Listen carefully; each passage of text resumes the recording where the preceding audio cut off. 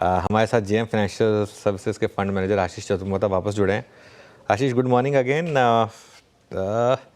क्या कुछ साइन बन रहे हैं आज जिस तरीके की आज ये मार्केट है कि निफ्टी ग्रीन में है, एक दो सेक्टर्स अच्छा कर रहे हैं, लेकिन मिड कैप में ब्रूटल करेक्शन आ रहा है। ये कुछ मार्केट के टेक्सचर को लेके क्या कह रहे हैं, क्या भी होगा आपका? गुड मॉर्निंग अनुज। बिल्कुल, तो देखिए मेरे हिसाब से मार्केट का टेक्सचर क्लियरली इंडिकेट कर रहा है कि बाजार में एक शिफ्ट हमें देखने को नजर आ रही है। और वो शिफ्ट कहीं ना कहीं उन सेक्टर या कंपनी से आ रही है जहां पर पे सबसे बड़ी या सबसे ज्यादा हमें रैली देखने को मिली। ऑब्वियसली इस रैली के रीजंस भी थे क्योंकि कंपनीज की प्रॉफिटेबिलिटी में भी वो जंप आया। बट आप जानते हैं जब बुल मार्केट चलता है तो अगर से प्रॉफिट ग्रोथ 30% से होना शुरू होती है तो कहीं ना कहीं मार्केट उन कंपनीज के पीई के अंदर में री रेटिंग उससे ज्यादा करके देता है। अब जब हम देख रहे हैं कि एक स्लो डाउन का फेज आ रहा है तो इन्हीं स्टॉक्स में, इन्हीं सेक्टर्स में एक जबरदस्त डी रेटिंग हमें देखने को मिल रही है पीई के टर्म्स में। हो सकता है कि प्रॉफिट में कोई बहुत ज्यादा गिरावट देखने को ना मिले, पर क्योंकि जिस तरह की ग्रोथ हमने पहले देखी वो अब इसमें देखने को नजर नहीं आएगी और जिसके चलते डी रेटिंग हमें देखने को नजर आ रही है।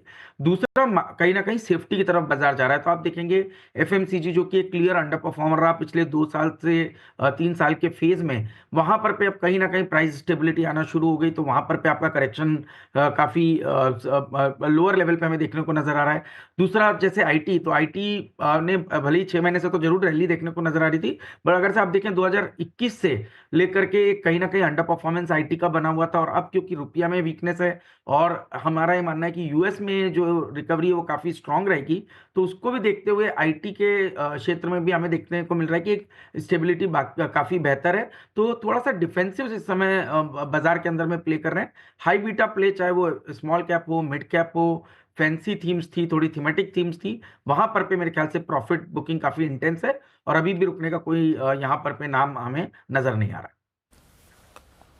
नहीं अच्छा आशीष, छोड़ते हैं स्टॉक्स की बात। अभी आप अपने फंड्स पे कर क्या रहे हैं? I mean no doubt pain वहाँ भी होगा, तो कुछ पैसा आप धीरे धीरे डिप्लॉय कर रहे हैं या फिर एंटायरली कैश पे हैं अभी? नहीं तो वीरेंद्र, देखिए बहुत ज़्यादा कैश तो नहीं रखते क्योंकि एज अ फंड मैनेजर हमें जो पैसा मिला है वो मार्केट में इन्वेस्ट करने के लिए मिलता है। हम तो ये मानते हैं कि हमें ये देखना है कि हम चर्न कैसे कर रहे हैं, सेक्टर को कैसे रोटेट कर रहे हैं। तो हमने डेफिनेटली अपनी जो पोजीशनिंग की पिछले कुछ दिनों में, हमने अपनी पोजीशनिंग को थोड़ा लार्ज कैप ओरिएंटेड किया है, थोड़ा हमने सेफ्टी की तरफ पैसे को ज़्यादा बढ़ा दिया है। मान लीजिए हमारे पास अगर से फार्मा का वेट थोड़ा कम था तो उसको हमने बढ़ाया, आईटी के वेट को थोड़ा और इंक्रीज किया।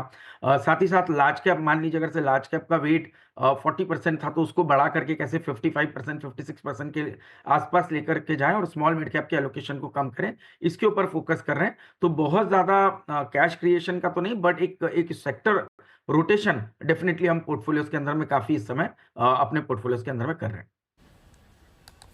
नहीं तो अब तो ये लार्ज बैंक्स पे क्या कर रहे हैं आप?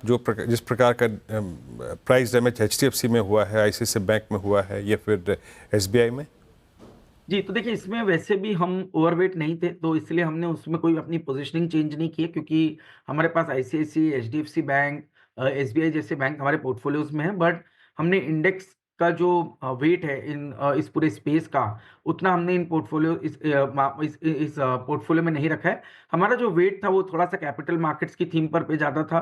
तो वहाँ पे हमारे पास स्टॉक आज भी हैं, चाहे जैसे कि बीएससी की बात करें, सीडीएसएल की बात करें, या जैसे कि हम कुछ वेल्थ मैनेजमेंट आउटफिट्स की बात करते हैं, वो आज भी हमारे पोर्टफोलियो में। और अभी तक के मुझे कोई बहुत ज़्यादा वीकनेस इस पूरे स्पेस में नज़र नहीं आई। थोड़ा जरूर प्रॉफिट बुकिंग सीडीएसएल जैसे स्टॉक में देखने को नजर आई, बट क्योंकि एक ड्यूओपोली मार्केट है और उसमें कहीं ना कहीं इंक्रीमेंटल मार्केट शेयर सीडीएसएल का काफ़ी अच्छा है, तो हमें लगता है कि एक पॉइंट पर ये स्टॉक बाय ऑन डिप्स की कैटेगरी में आ जाएंगे।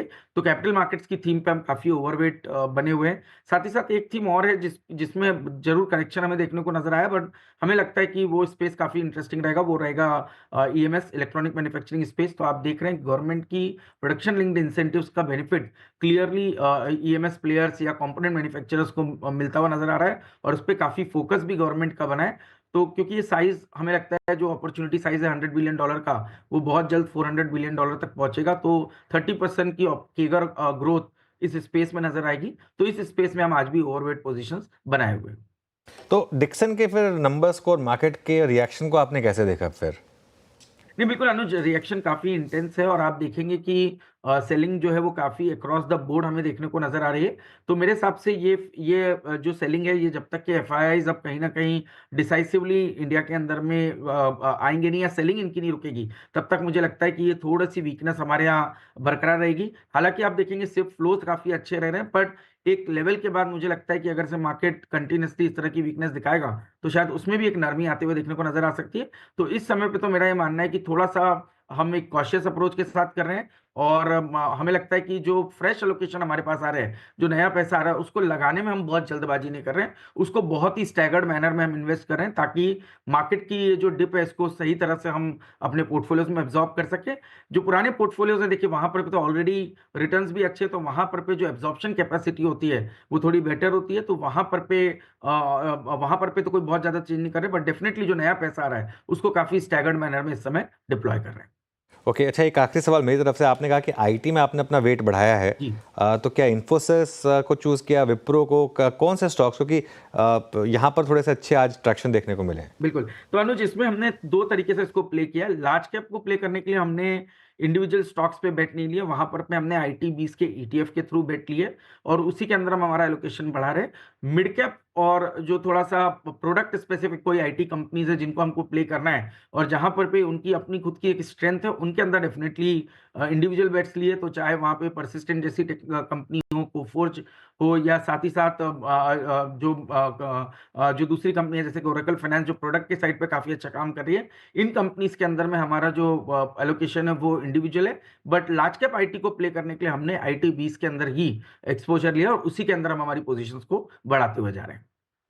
ओके, चलिए आशीष, बहुत-बहुत शुक्रिया आज हमारे साथ जुड़ने के लिए और इन सब सवालों के जवाब देने के लिए।